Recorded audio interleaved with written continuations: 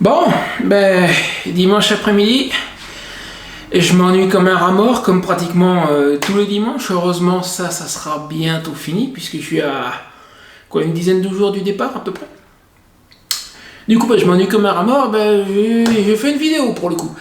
On va à nouveau parler de l'avancement de mon projet, d'où j'en suis. Je vais te faire un petit tour du propriétaire pour que tu vois à quel point c'est vide, que tu vois où j'en suis, au niveau de déménagement. On va également parler d'une nouvelle bourde encore que j'ai faite il y a quelques temps. J'ai perdu mes lunettes et ben là j'ai perdu autre chose qui m'a un petit peu inquiété pendant un moment, mais bon, il n'y a pas de toute façon, ça sert à rien de s'inquiéter. Si le problème que tu as une solution, c'est pas la peine de t'inquiéter parce que la solution tu vas la trouver. Et s'il a pas de solution, ça sert à rien de t'inquiéter parce que t'inquiéter, ça t'avancera de toute façon à rien. Voilà, on va parler d'une bourde que j'ai faite. Qu'est-ce que j'avais prévu d'autre? Oui. On va parler des histoires de pandémie et de comment ça risque potentiellement de m'affecter, puisque je suppose qu'il y a des gens qui doivent se poser la question. On me l'a posé en privé, donc je me doute qu'il y a des gens qui se demandent. Donc on va parler de tout ça. Allez, intro.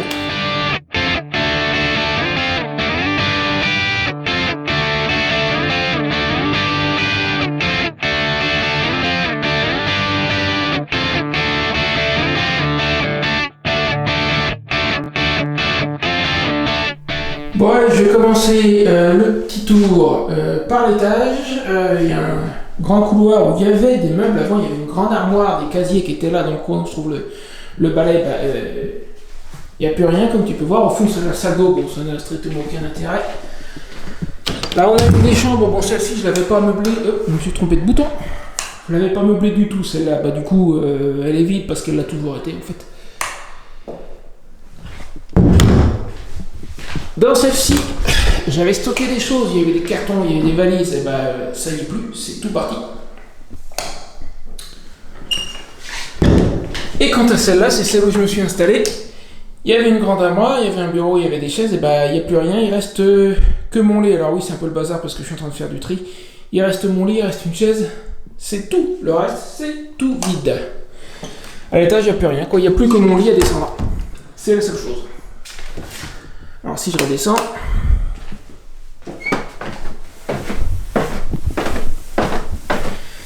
tu vas voir qu'en bas c'est quasiment pareil. Enfin j'exagère, il reste des choses en bas, mais pas des masses. Pour faire simple, en bas il reste mon bureau, hein, c'est à peu près tout. Et deux tables, mais sur les tables c'est en majorité pas des choses qui partent, ce sont mes bagages et les objets que j'emmène avec moi sur la moto. Donc tout ça en fait en grande majorité ça part pas, sauf ce qu'il y a dessous, ça c'est des choses à emmener. Mais le reste, tout ça, c'est le sac de voyage qui ira sur le top case. En dessous il y a ma sacoche moto étanche. Ça c'est le sac à dos qui va par-dessus le tout. Et sa couverture pluie. La tente est là. Le sac étanche où je mets mes vêtements. Donc voilà, ça c'est tout des choses qui partent.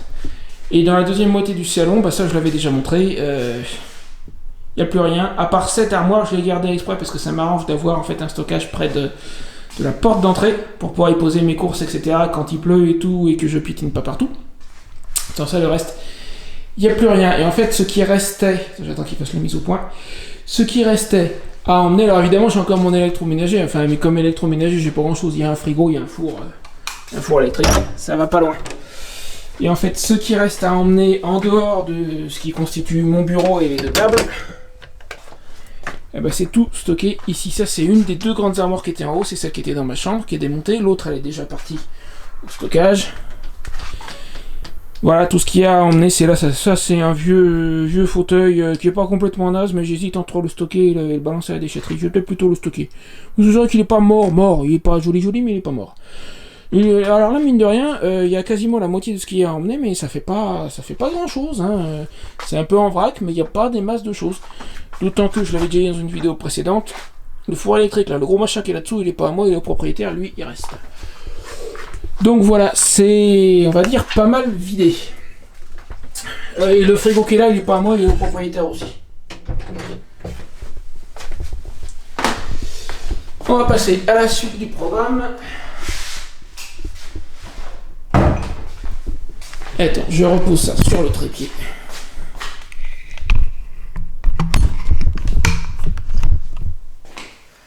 essayer de mettre un peu plus de lumière.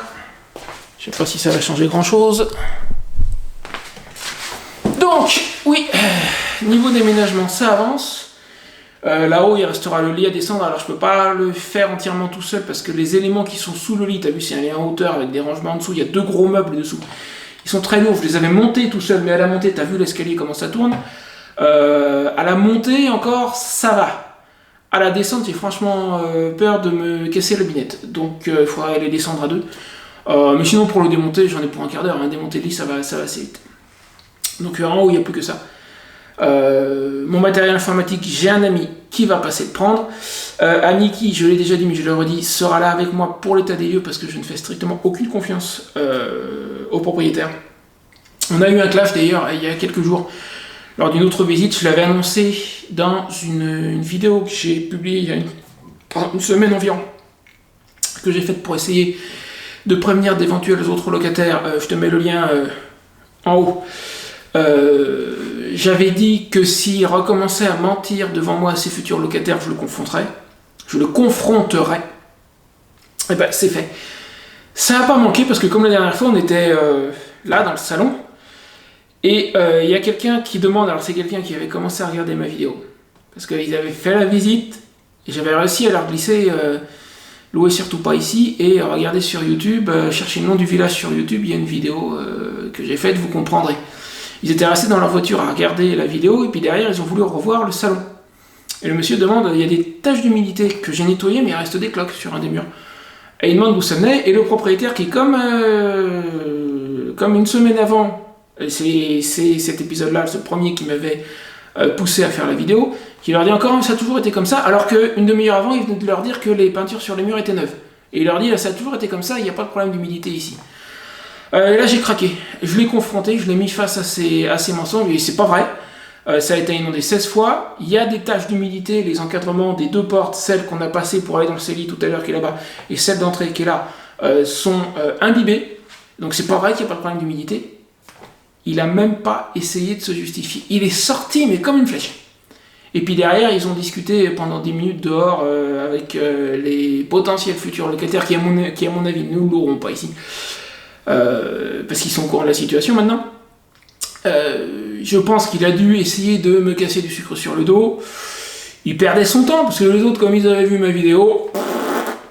Bon, enfin donc je l'ai confronté, et il a absolument pas eu le courage de ses affirmations. Il n'a pas eu le courage de soutenir ses positions. Il a dit bon, ça suffit, et il est sorti comme une flèche. Depuis, j'en ai plus entendu parler, ça fait 4-5 jours. Je sais pas s'il ressoulèvera le sujet. Moi, si j'ai envie de jouer, peut-être que je le ferai. Je sais pas, j'hésite encore, on verra.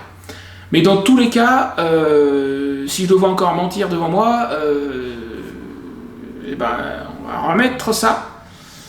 Et je sais qu'il ne tiendra pas tête. Je sais, parce que là, j'ai essayé, il m'a pas tenu tête. Bref, je ferme ce sujet-là. Donc, les 2 questions qui me restent à aborder aujourd'hui. Il m'énerve ce fauteuil, le piston est mort. Donc les 2 sujets qui me restent à aborder aujourd'hui. J'avais dit la bourde que j'ai faite. Il y a un mois et demi de ça, peut-être 2 mois, je sais plus. J'ai paumé mes lunettes blanches. J'en avais pas dans une vidéo, je te mets le raccourci là si tu l'as pas vu. Alors ça c'est réglé, hein, je me suis fait faire d'autres lunettes. Bon, voilà, ça c'est réglé. Vendredi dernier, j'ai paumé la clé du garage où je stocke mes affaires. Donc là tout de suite, je ne peux pas y rentrer. Voilà, quand on est con, on est con.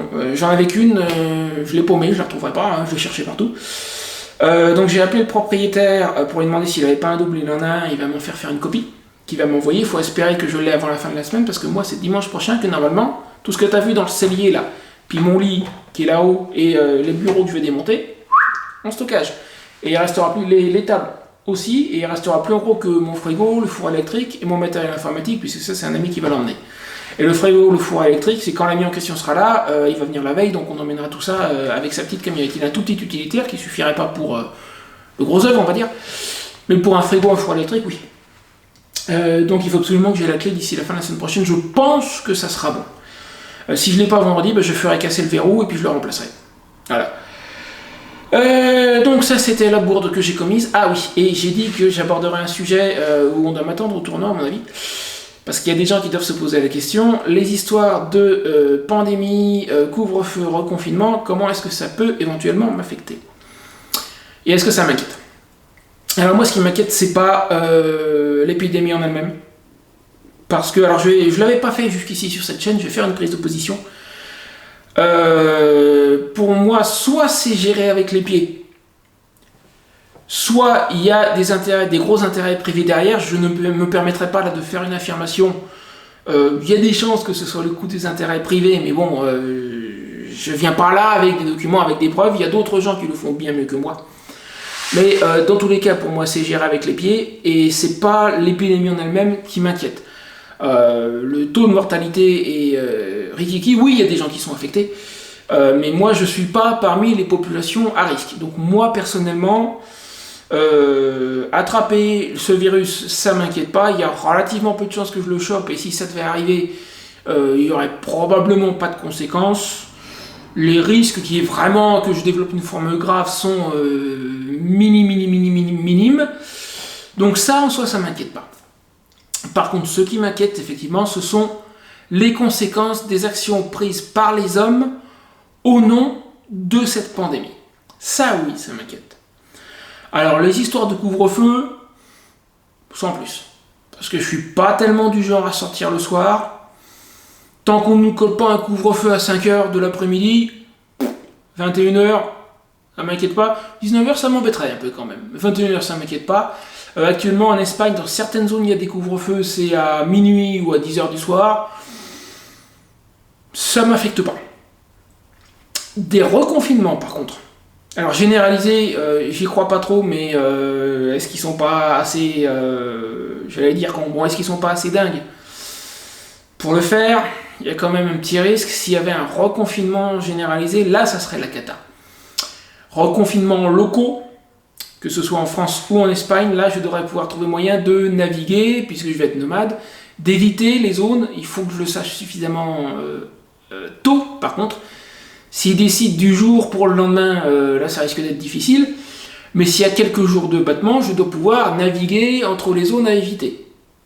Donc, s'il devait y avoir des reconfinements locaux, ça m'embêterait. Mais ça va pas m'arrêter pour autant. Après, il y a la question du masque en extérieur, parce qu'en intérieur, les boutiques, j'y suis relativement peu. Donc en intérieur, ça m'ennuie, mais à la limite, je comprends presque qu'on applique le principe de précaution, admettons. En extérieur, alors en Espagne, ils ont le masque obligatoire en extérieur presque partout. Là, c'est vrai, ça va me gonfler. Je pourrais pas y échapper. Après, c'est a priori surtout dans les grandes villes, enfin dans les villes en général, pas forcément que les grandes, en ville. En campagne, en extérieur, dans des coins isolés, il n'y aura personne pour m'emmerder, passez-moi l'expression, mais c'est le mot. Si je vais faire une randonnée, je ne mettrai pas un masque, ça sort de question, il y a assez peu de risques que j'ai des ennuis à cause de ça. À l'intérieur des campings espagnols, moi je croyais qu'il y avait un masque obligatoire quand tu circules dans le camping. Et j'ai lu plusieurs protocoles sanitaires de plusieurs campings, et il n'est pas question de masque, sauf à l'accueil, là où il y a du personnel. Ce que je comprends. Et en France, c'est pareil. Le dernier camping que j'ai fait, c'était à Vasse, fin août, dans la Sarthe. Et pour accéder à l'accueil, il fallait mettre un masque. Mais en dehors de l'accueil, les sanitaires ou se balader dans le camping, rien. A priori, ça reste à confirmer, je verrai quand je serai sur place. Mais dans les campings espagnols, ça devrait pas être différent, je pense. À la lecture de leur protocole sanitaire, je précise.